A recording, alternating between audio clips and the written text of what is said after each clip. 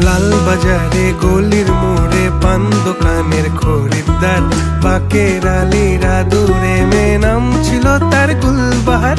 লাল বাজারে গলির মোড়ে পান দোকানের খরিদ্দার, বাকের